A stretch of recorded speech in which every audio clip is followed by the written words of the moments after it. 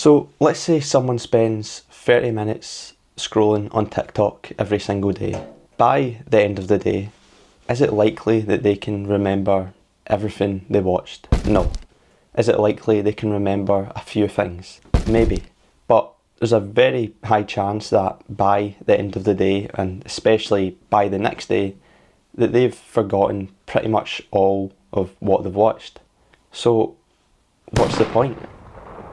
I feel like it gets to a stage where you consume so much that it all just cancels out to zero. And sure, you would enjoy that 30 minutes scrolling on TikTok, you'd get a dopamine hit, but in the long run, especially when you're not remembering most of it, it's just not doing much for you. And it's even the same when it comes to books or podcasts or movies. You can consume so much back to back, new thing after new thing, that you barely remember any of it, which then leads to you being less likely to share what you do consume with others, which is kind of the whole point in consuming stuff in the first place.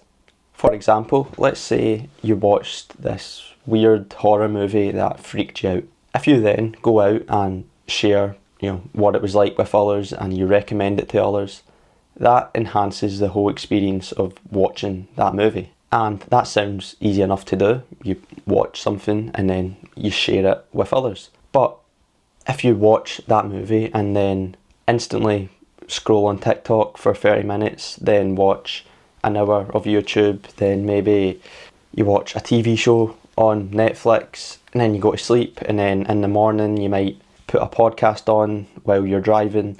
By the time you have the opportunity to talk about that movie, it's kind of faded from your mind. And sure, you can still remember what happened in it and stuff, but most of your thoughts and emotions connected to it will have disappeared because you've filled your mind with hours of other content. And I don't know this factually, but I feel like in the past, whenever people watched something that was entertaining or read a crazy piece of news, that they would talk about it for weeks. And that just doesn't seem to happen now because we can consume an endless amount of stuff. Our brains have a limit, and the more mindless stuff we feed it, the less sharp it will be. And just like with a food diet, we need to keep that under control. We need to sort of do the same with our mind. We need to have a low information diet. I want to make it clear that I've not got all this mastered or under control.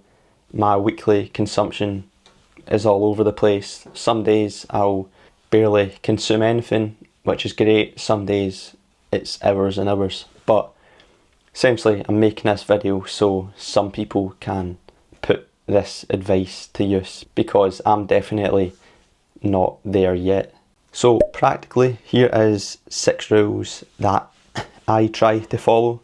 So number 1, track my consumption and try to set myself realistic targets. Basically, just open a note on your phone, write down YouTube, TikTok, everything that you spend your time on, and set yourself targets that you want to stick to. For example, if your screen time for YouTube is currently 2 hours a day, maybe aim for an hour and then eventually over time lower that.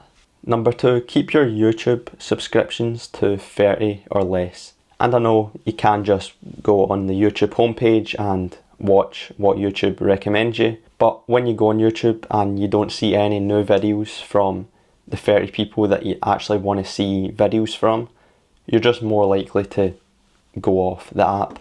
Number 3, lower your podcast follows to 5.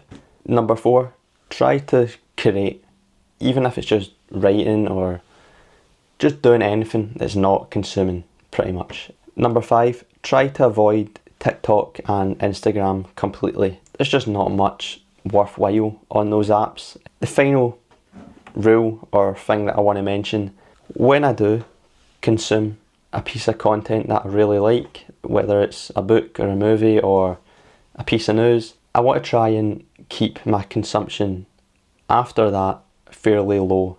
So maybe listening to music or going outside, or I don't know, just doing anything that isn't consuming more. And that just means that the piece of content will stick in my head longer, and all the thoughts and feelings connected to it will be easier to access. And then that leads to me being more likely to share it with others, which, like I mentioned previously, it's kind of the whole point in consuming stuff in the first place.